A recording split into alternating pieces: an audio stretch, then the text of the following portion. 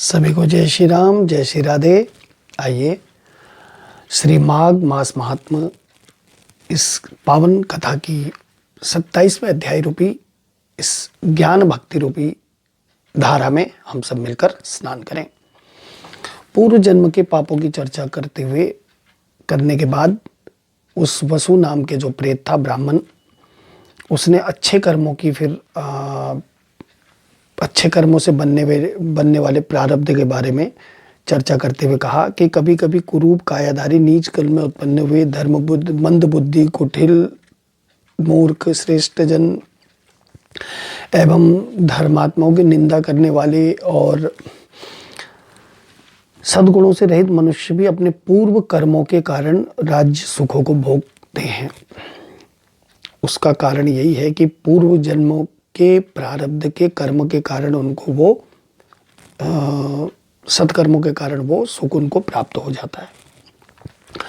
प्रेत करुण वाणी में रोते हुए कहने लगा, उस धार्मिक जो सज्जन पुरुष थे उनसे कहने लगा कि हे महात्मन, कुछ मनुष्यों का प्रारब्ध इतना प्रबल होता है कि काया निर्बल बुद्धिहीन अविवेकी नीति धर्म कर्म को न जानते हुए भी नपुंसक अंगहीन पापाचारी होने के बावजूद भी वो राजा तक बन जाते हैं, उनको राजसी सुख प्राप्त हो जाते हैं।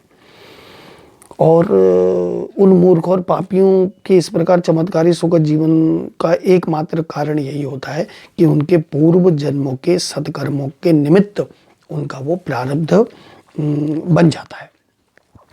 यही कारण है कि वर्तमान जीवन में मनुष्य धर्म विरुद्ध जीवन जीते हुए भी सुखों और ऐश्वर्य को प्राप्त करते हैं। परंतु ऐसा तभी होता है जब पूर्व जन्म में धार्मिक कृत्य रहे हों, पूर्व जन्म में उन्होंने गौ भूमि अन्न वस्त्र स्वर्ण इत्यादि का दान किया हो, तब उनको ये सब सुख प्राप्त होते हैं। इसमें कोई तर्क संशय तर्क नहीं होता है, ऐसा विधान है, धर्म का ऐसा ही विधान है। कर्मों की शक्ति से ही प्रारब्ध से उसको वर्तमान में हर प्रकार से सुखी बनता है। इसलिए किसी से ईर्ष्या करना, किसी से कुछ करने का कोई लॉजिक ही नहीं है। सब अपने कर्मों का भोग अपने ही सत्कर्मों का और अपने ही दुष्कर्मों का भोग भोग रहे हैं, और इसके लिए मनुष्य स्वयं ही जिम्मेदार है। इसमें किसी के लिए भी अगर कोई किसी को सुख दुख देने वाला नहीं है, तो सब पाप पुण्य सुख दुख अपने ही कर्मों के द्वारा प्राप्त होते हैं। वसु के प्रेत ने अपने कई जन्मों के जीवन से अर्जित ज्ञान के बल पर कहा कि जिस प्रकार सत्कर्मों से सुंदर एवं सुखद प्रारब्ध का निर्माण होता है, उसी प्रकार पूर्व जन्म में किसी प्रकार के सत्कर्म नहीं किए हों, पाप कर्म में यदि मनुष्य लिप्त रहा हो, तो फिर उसको घोर दुख प्राप्त होते हैं, उसको नरक और अनेक प्रकार की दुखी रूपी योनियां प्राप्त होती हैं। जिस प्रकार ब्राह्मण वसु कहने लगा, वो प्रेत वसु कहने लगा कि जिस प्रकार मेरी ये गति हो गई है, हे धार्मिक पुरुष देखो मेरी क्या गति हो गई है। तो वसु के प्रेत ने निकट आकर जल पिलाने की प्रार्थना करी, तो वो व्यक्ति कहने लगा कि मेरा वो भाग्य है कि मुझे तुम्हारे दर्शन प्राप्त हुए। अरे आप तो इतने बड़े ब्राह्मण रहे थे और आप तो माता पिता गुरुजनों की सेवा करने वाले हैं। वो वसु नामक प्रेत ने कहा कि आप बड़े ही पुण्यात्मा हैं, आपका दर्शन मुझे हो गया, इसलिए मुझे जल पिलाइए। तो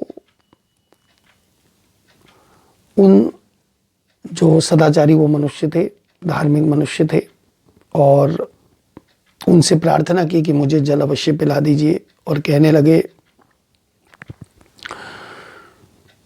कि अवश्य ही मेरे कोई पुण्य कर्म थे जिस कारण से मुझे तुम्हारा दर्शन हो गया। हे पुण्यात्मा, हे धर्मात्मा, भगवान विष्णु की भक्ति के कारण तुम्हें तो सजय अभय प्राप्त है, अतः तुम पास आकर अपने हाथ से संगम का ये पवित्र संगम का जल मुझे पिला दो।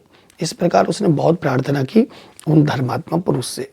यहाँ पर श्री पद्म पुराण माघ मास महात्मा का इस 27वां अध्याय पूरा हुआ, जिसमें वसु नाम के प्रेत ने पाप और पुण्यों से बनने वाले प्रारब्ध की चर्चा की है कि किस प्रकार प्रारब्ध के कर्म से उत्तम गति और दुर्गति को मनुष्य प्राप्त होता है अपने अपने कर्मों के अनुसार।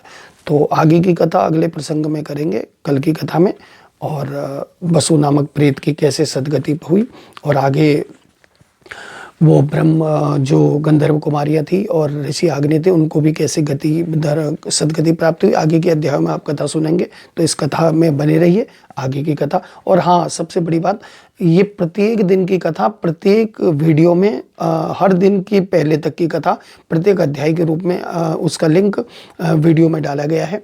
तो आप वहाँ से लिंक लेकर प्रत्येक पहले अध्याय से लेकर और आज तक के जो ये कथा है, इस अध्याय को आप उसमें से लेकर सुन सकते हैं, श्रवण कर सकते हैं।